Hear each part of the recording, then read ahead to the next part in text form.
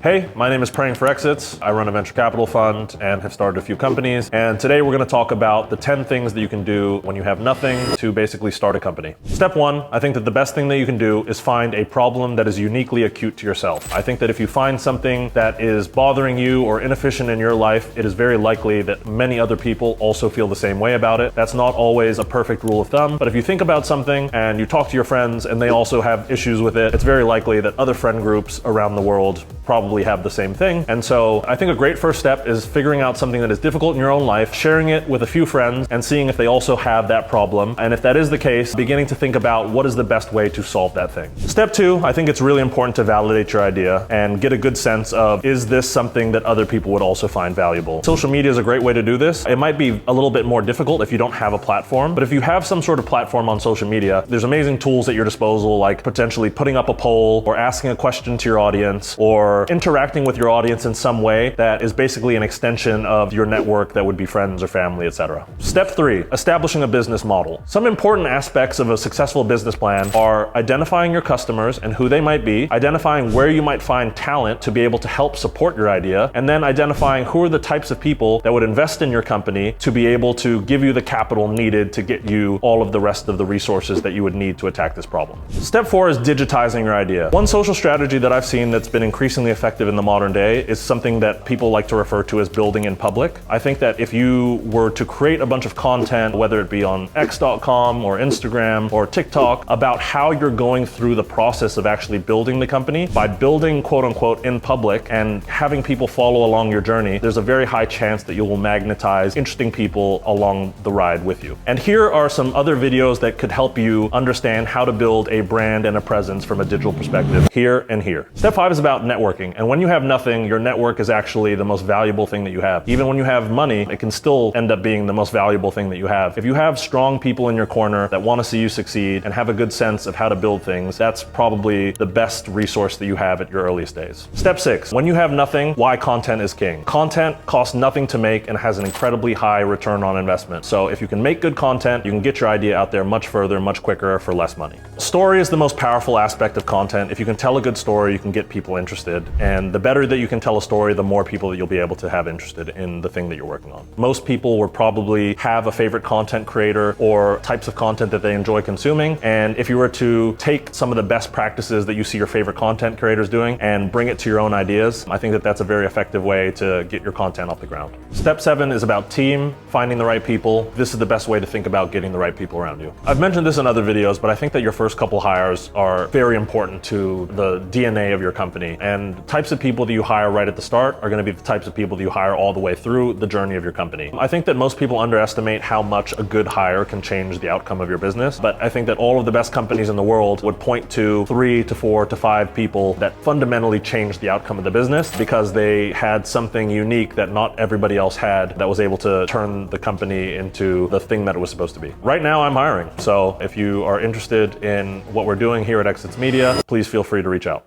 Step 8, we're talking about revenue and how do you generate revenue when you don't have a lot of resources at your disposal. When thinking about monetization, it's less important than growing. Monetization can always be figured out at a later point in time, but really getting a good sense of your idea and really getting a proper version of what the solution to that idea and making sure that you get it in as much hands of people as quickly as possible, I think trumps monetization. If you have a big group of people that really care about what you're doing, you will always be able to figure out a way to monetize them. Step 9, analytics. How do you track how your business is doing and the things that you need to change to make it a more effective business? At the earliest stages of your business, there will be one metric that'll probably trump most others as your North Star. I think that it's very important to establish what is the most important metric that we have available to us that we can track. Depending on what the metric is, there's a variety of free tools that exist to help you track that metric, whether it be dollars in, whether it be new customers added, there's CRMs, there's revenue tracking software, etc. All of these things are widely free or there's a free version of them out there somewhere. And so what I think is important is to focus on one specific metric that really seems to drive the business's adoption and growth and over-index to tracking that metric. Step 10, scaling. At the very early days of a startup, it should be easy to say, hey, this is working and this is why it's working. Let's just do more of this. By the same token, it should also be easy to say, hey, this thing is not working. No matter how much energy, time, and effort we put into this, it changes nothing or it even makes it worse. So let's just cut it. The best thing that you can do is keep leaning in and pouring gasoline on the things that work and making that fire as big as possible until it doesn't want to get any bigger.